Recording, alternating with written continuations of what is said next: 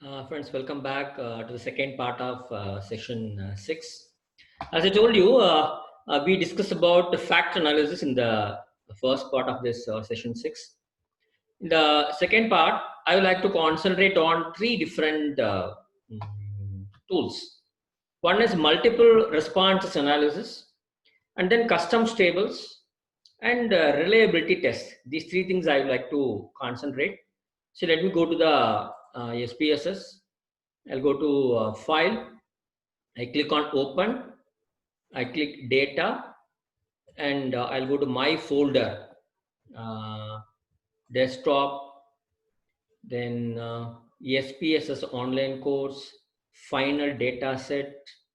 Then I select reliability. Click open. You will get this data. Fine. See what is this questionnaire?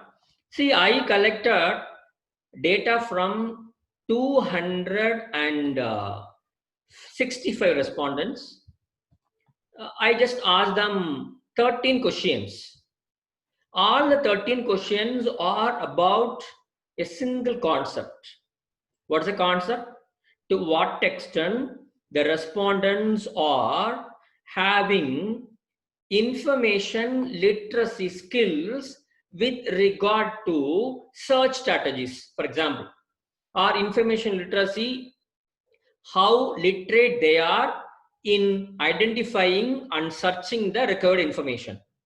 So to measure this one particular concept, to measure this one construct, I have made use of 13 variables. Fine, I asked 13 questions. So for example, I want to find out how good you are with the computers. So I ask not one question, I ask many questions. Do you know operating system?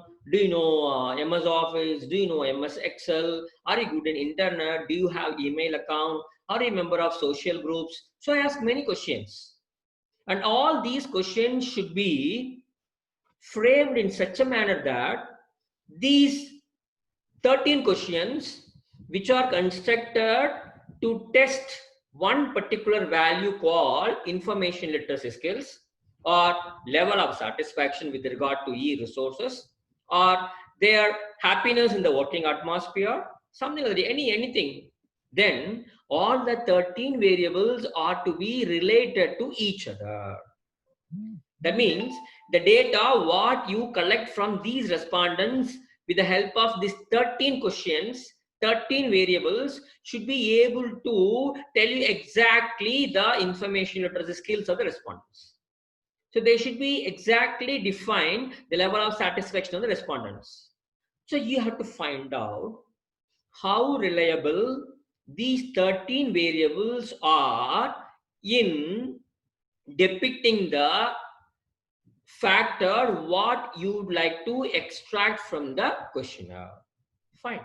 So I want to find out how reliable this questionnaire is. So I want to check the construct validity of my questionnaire. To what extent the variables are related to each other and they come together and they reveal the information literacy skills of the respondents. For example, when I'm talking about your ability in using computers, I ask many questions, as I told you. Suppose if I ask a question like this, whether you are married or not, whether yours is a love marriage or arranged marriage, won't you feel it very awkward? Sir, 8 questions you asked correctly. How can you add these 2 more questions as a part of same set? Sorry, sir, these 2 questions are to be removed. They are not related to the set of variables that will help you to understand my computer ability. The same way, I need to ensure whether all these 13 variables are able to combinedly depict my construct. So I go for reliability tests. How to conduct? Please go to analyze. In analyze, scale. In scale, go to reliability. Okay, once again, analyze, scale, then reliability analysis. Fine. So I want to conduct a reliability test on all the 13 variables because I am using all the 13 variables to depict a particular quality, particular skill, particular competence, particular behavior of the respondents. So I just click Control A. All the variables are selected. I move all things to items box. Now, there are many methods of checking the reliability of the data. The most popular one is alpha. So I go with alpha. And under statistics, you can select few items. I select under descriptives, I select item, scale item for deleter. And inter item, I select correlations. Fine. These three are, I think, sufficient for us. I click continue. And I click OK. You can see here, all the 265 cases are included. Nothing is excluded. Fine. Let me come back to this table last. It shows you all the 13 variables, the mean value of each and every variable, the standard deviation of each and every variable. Fine. And this table shows the correlation matrix, how the first variable is correlated to each and every variable. Okay, fine. First variable is having correlation of 0.372 to second variable, 0.358 to third variable, 0.185 to fourth variable. So this way, each and every variable's correlation with all the 12 variables are listed in the correlation matrix. Fine. So this will help us to understand to what extent the variables are interrelated or correlated to each other. Fine, let me come down.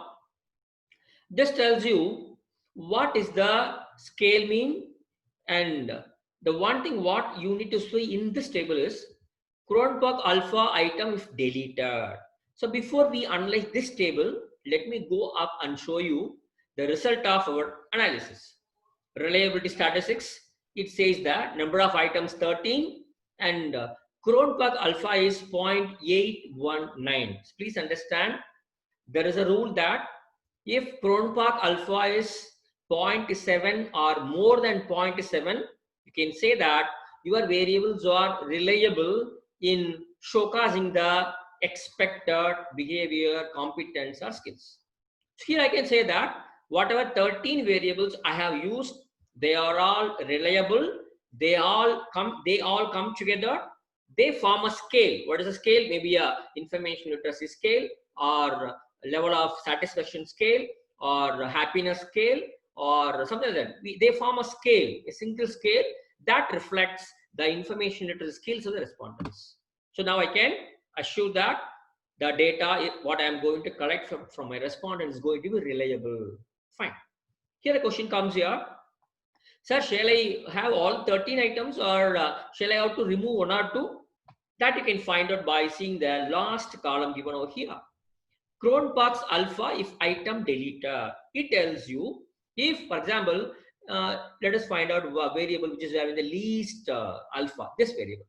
I am able to share novel, latest and new developments of my field of interest students.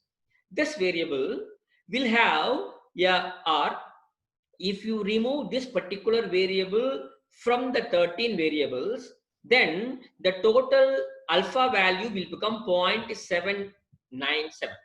Right. So if you want to remove, you can remove this value. Otherwise, for example, let me go to the highest value, something like 8.07 or 8.18. Fine.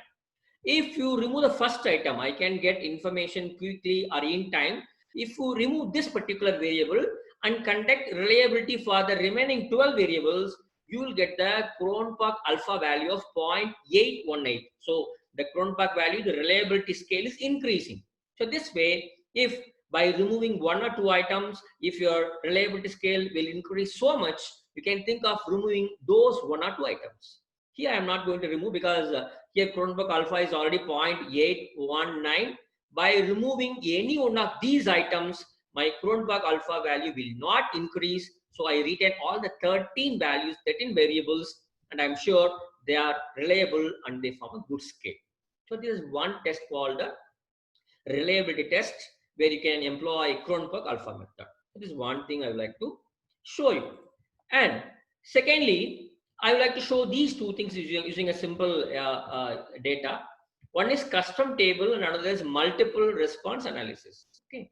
To do so, let me go to SPSS. I go to File. I click Open. I go to Data. I select custom tables and multiple response. I select that particular SPSS file. I click open and you get the data here. Here, I asked a question which permit the respondents to answer in multiple forms. For example, there is a question. What are the resources you use to update yourself? A question there. What are the resources?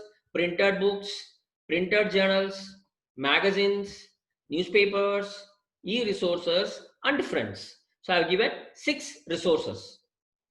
One respondent may say yes to 4 resources. One respondent may use 5 resources.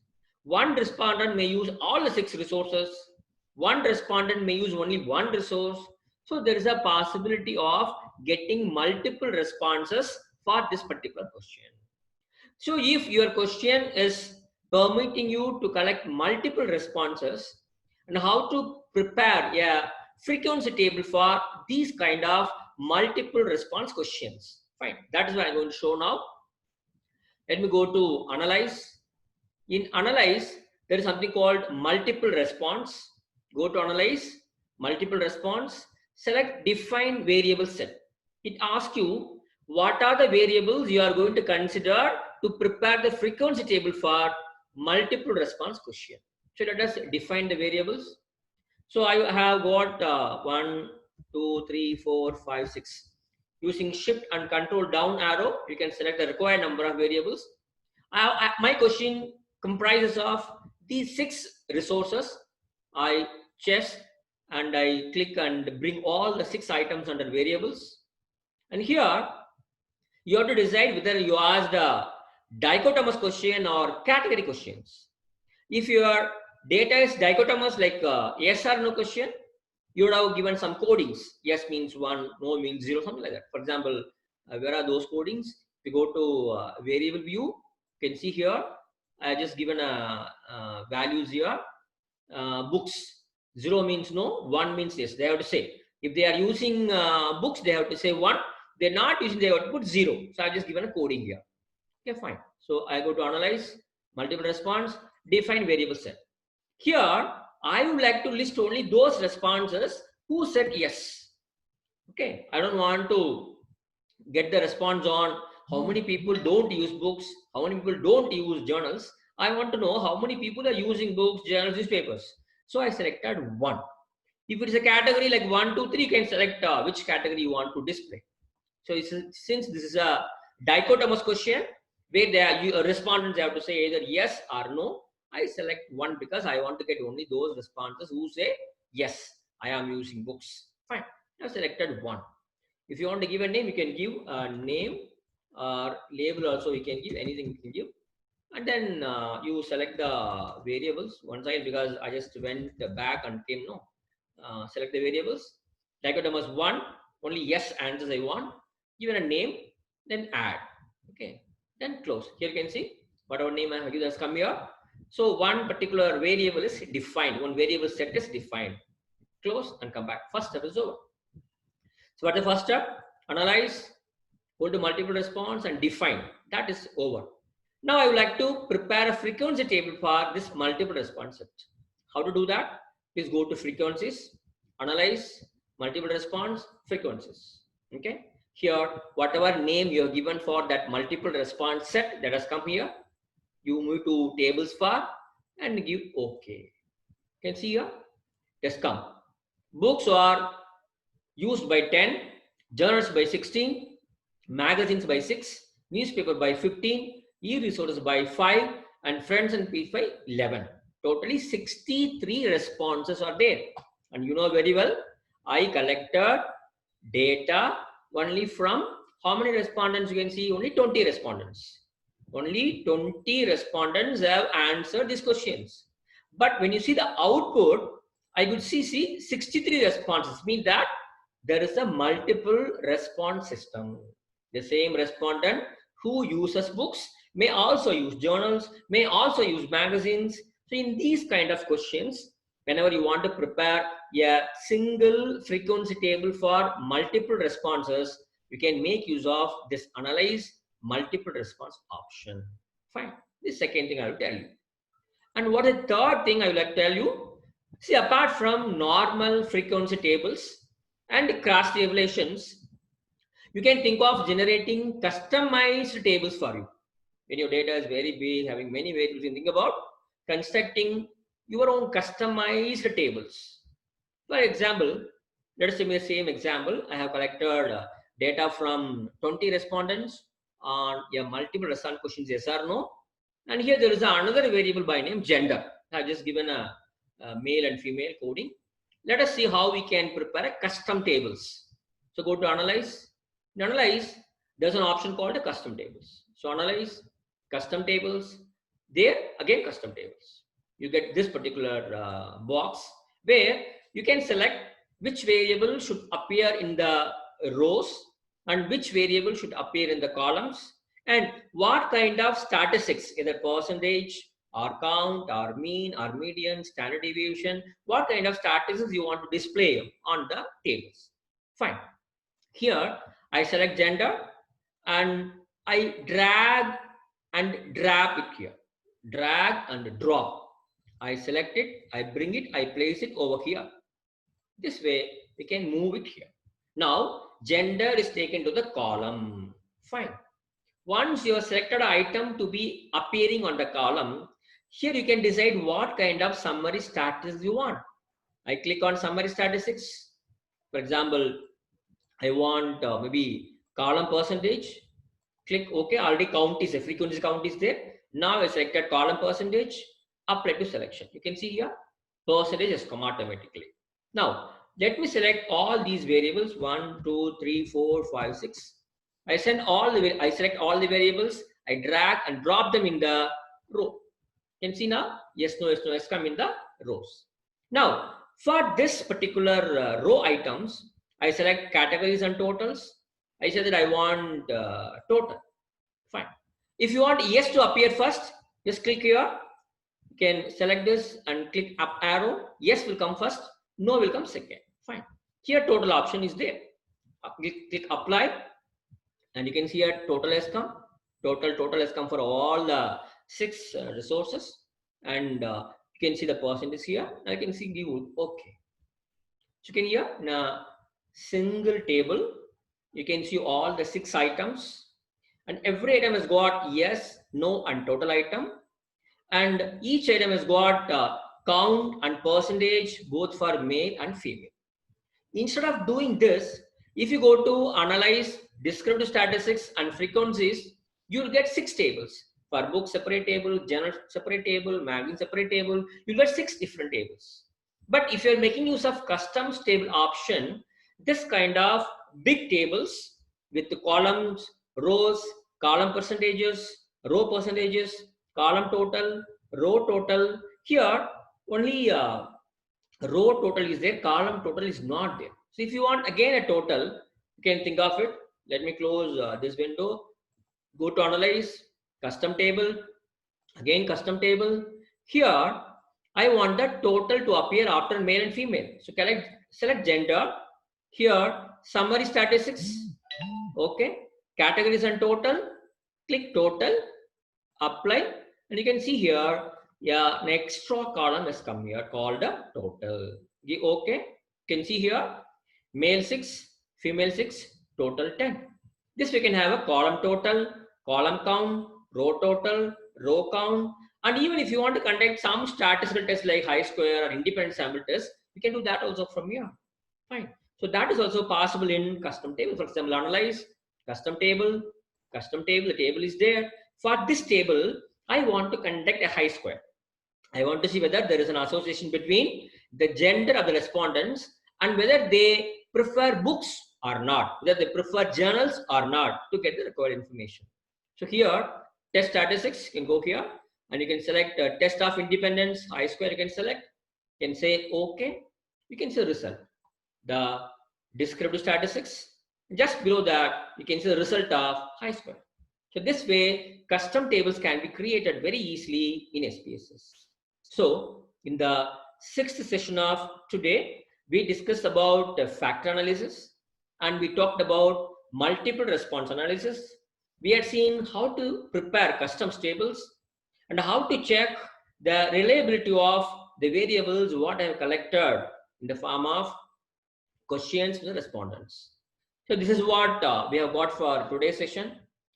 So I'm happy that I have been traveling with you for the last 2.5 days, talking to you about many things, starting from simple independent sample test, then such kind of one-way ANOVA, two-way ANOVA, correlation, regression, multiple regression, then non-parametric test, and at last today, I was happy to have this session too. So thank you so much, my dear friends. If there is any clarification or any doubt you need, you can kindly mail me at this particular mail ID. I will be able to give you the answers. So thank you so much.